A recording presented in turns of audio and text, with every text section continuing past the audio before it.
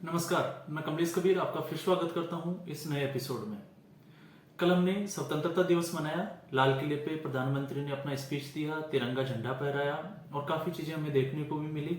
लेकिन हम बात करेंगे कांग्रेस पार्टी की, क्योंकि बड़े दिनों से जो चीजें हमारे सामने आ रही थी, अब हमें उस पर खुल के चर्चा जो है वो करनी बहुत जरूरी है। जैसे पिछले कुछ दिनों से रणदीप सुरजेवाला, जो कि हरियाणा से जो है वो कांग्रेस पार्टी के नेता है, और उन्होंने एक स्टेटमेंट दिया कि भारतीय जनता पार्टी को जो है वोट देने वाले वोटर्स जो है वो राक्षस प्रवृत्ति के हैं, और उनको उन्होंने श्राप भी दिया। खैर, श्राप तो किसको लगता है किसको नहीं लगता वो तो बाद की बातें हैं, लेकिन ये स्टेटमेंट जो है वो काफी मीडिया चैनल्स ने इसको प्रमुखता से रखा। इस पे डिबेट्स भी हुई, काफी चीजें कांग्रेस के कुछ नेताओं को सफाई भी देनी पड़ी।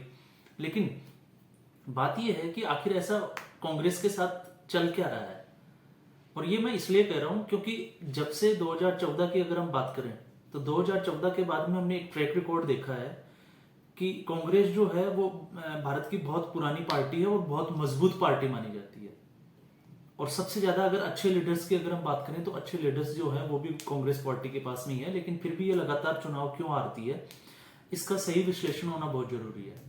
और इस कड़ी में अगर हम देखते हैं तो ये मैंने स्टेटमेंट इसलिए लिया है क्योंकि पिछले एक दशक से जो है कांग्रेस पार्टी के जो प्रमुख नेता है वो क्या बोलते हैं पब्लिकली, क्या स्टेटमेंट देते हैं, वो कहीं ना कहीं उस पर जो है वो लगाम नहीं लगा के रखते। जो मुंह में आए वो वहां पे बोल देते हैं, और इसका असर जो है वो उनके चुनावों में पड़ता है। अब जब भारतीय जनता पार्टी की हम बात करें तो भारतीय जनता पार्टी का वोट बैंक जो है वो कांग्रेस पार्टी से जो है वो ज्यादा है वोट शेयर। और अगर हम उतने लोगों को अगर हम ये मैसेज देते हैं कि आप राक्षस प्रवृत्ति के हो, तो फिर आप वोटर्स में जो है, अगर कोई वोटर चाहे भी कि हमें कांग्रेस पार्टी को जो है अब की बार वोट देना है, तो भी वो एक बार सोचता है कि इसको वोट देना चाहिए या नहीं देना चाहिए। और ये अभी से नहीं चल रहा, ये तो ट्रैक रिकॉर्ड इनका पीछे से ही चलता आ रहा है। चाहे फिर वो राहुल गांधी की टंग ऑफ स्लिप हो, चाहे कोई आप अजय माकन हो, मणिशंकर अय्यर को हमने देखा, तो वो सारी चीजें इनकी चुनावों से पहले सामने आती चली जाती है। और रणदीप सुरजेवाला की हम बात करें तो रणदीप सुरजेवाला को कांग्रेस पार्टी जो है वो बड़ी अहमियत से रखती है, उनको बहुत ज्यादा जिसको कहते हैं कि इंपॉर्टेंस देती है। लेकिन अगर रणदीप सुरजेवाला की अगर हम बात करें तो वो अपने हरियाणा जो क्षेत्र है उनका, वहां से वो दो बार जो है वो चुनाव में खड़े हो चुके हैं, और दोनों बार जो है उनको बुरी तरह से करारी हार का सामना करना पड़ रहा है। तो इससे एक तो ये पता चलता है कि उनका जो कद है वो राष्ट्रीय राजनीति में कितना बड़ा है। दूसरा, जब हम इसी स्टेटमेंट की बात करते हैं, जैसे अभी हमने देखा था कि विपक्ष जो है वो लगातार संसद सत्र से पहले जो है वो मणिपुर पे चर्चा होनी चाहिए, प्रधानमंत्री को बोलना चाहिए, प्रधानमंत्री को बोलना चाहिए। और जैसे ही प्रधानमंत्री जो है वो पार्लियामेंट में पहुंचते हैं और जैसे ही वो मणिपुर पे बात करना स्टार्ट करते हैं, उससे पहले ही जो है वो कांग्रेस पार्टी जो है वो वॉकआउट कर जाती है। और यहाँ पे अब हमें ये भी समझना होगा कि बात मणिपुर की नहीं थी, बात थी नो कॉन्फिडेंस मोशन की। तो नो कॉन्फिडेंस मोशन लाने वाली पार्टी थी कांग्रेस, और कांग्रेस पार्टी जब वहां से वॉकआउट कर जाती है तो फिर ये जो है मतदाताओं के बीच में क्या संदेश देना चाहती है, ये कांग्रेस पार्टी को सोचना चाहिए। इसके अलावा जब हम बात कर रहे थे कि रणदीप सुरजेवाला की इस स्टेटमेंट की, तो इस स्टेटमेंट के बाद में जो है हमने ये भी देखा है कि इनसे जो है अपनी बात को संभालना या इसको वापस से अपने कवर करना जो है वो डिफेंड करना बहुत मुश्किल होता हुआ दिखाई देता है इनका। तो ये आज से नहीं, ये इनकी परंपरा बन चुकी है कि जैसे ही कोई बड़ा चुनाव सामने होता है उससे पहले ठीक पहले जो है कांग्रेस के बड़े बड़े नेता जो है वो इसके शिकार हो जाते हैं। फिर चाहे अधीर रंजन की हम बात करें कि वो राष्ट्रपति को राष्ट्रपत्नी बोल जाते हैं, फिर बोलते हैं कि मुझे मेरी हिंदी अच्छी नहीं है।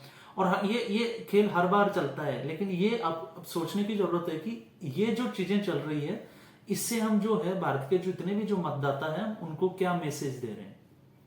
दूसरा, हम ये इसलिए भी बात करेंगे क्योंकि भारतीय जो राष्ट्रीय कांग्रेस पार्टी जो है, इसका एक ट्रेंड बन चुका है कि ये बहुत से मौकों पे जो है वो मोदी का विरोध करते करते जो है वो राष्ट्र विरोध पे चले जाते हैं। जैसे कि कल की अगर हम बात करें प्रमुखता से, तो कल हमने देखा कि एक खास जो बात थी वो चर्चा में आई कि मल्लिकार्जुन खड़गे जो थे, जो कांग्रेस के जो अध्यक्ष है अभी, तो वो उनकी जो कुर्सी थी वो स्वतंत्रता दिवस के मौके पे वो खाली पड़ी थी और एब्सेंट आई। तो ये चर्चा हुई कि वो क्यों नहीं आए। तो फिर कांग्रेस के कुछ नेताओं ने सफाई दी कि उनकी जो तबियत है वो थोड़ी खराब है इसलिए वो नहीं आ पाए। लेकिन उसके बाद में उन्होंने ट्वीट के जरिए या एक वीडियो संदेश के जरिए उन्होंने मैसेज दिया कि वो क्यों नहीं आए।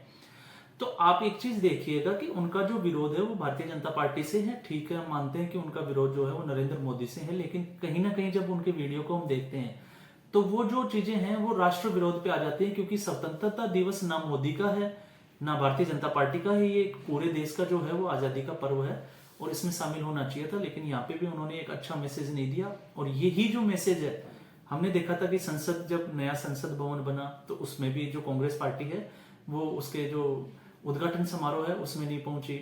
इसके बाद में हमने देखा अविश्वास प्रस्ताव लेके आए लेकिन वो उनसे वॉकआउट कर गई। अब उसके बाद में हमने देखा कि उनके जो प्रमुख जो पद पे मल्लिकार्जुन खड़गे जो अध्यक्ष पद पे बने हुए हैं वो स्वतंत्रता दिवस पे पार्टिसिपेट नहीं कर रहे। और फिर उसके बाद में एक वीडियो जारी करते हैं, संदेश जारी करते हैं कि भारत देश में जो है वो भाईचारा नहीं है। और भी कई मुद्दों पे उन्होंने बात की कि इस वजह से वो जो है इन चीजों में शामिल नहीं होना चाहते। तो अब ये चीजें जो है, ये मैसेज देके 2024 का जो चुनाव है कहीं ना कहीं कांग्रेस पार्टी जो है वो अपना नुकसान कर रही है। इसको उनको कोई फायदा होने वाला नहीं है। और कुछ तो ऐसे वोटर्स भी हैं, जैसे कि हम देखते हैं कि कुछ जो है वो पार्टी के वोट होते हैं, लेकिन उसके बाद में हमने ये भी देखा कि 15 to 20% जो वोटर्स होते हैं वो लास्ट टाइम पे जो है वो किस तरफ लोगों का रुझान है उसको देखते हुए वोट करते हैं। तो उन वोटर्स को भी हम क्या मैसेज दे रहे हैं, ये भी कांग्रेस पार्टी को सोचने की जरूरत है। तो फ्रेंड्स, आज के वीडियो में बस इतना ही। फिर एक नई वीडियो के साथ मैं हाजिर होऊंगा। तब तक के लिए आप सभी को धन्यवाद। कितना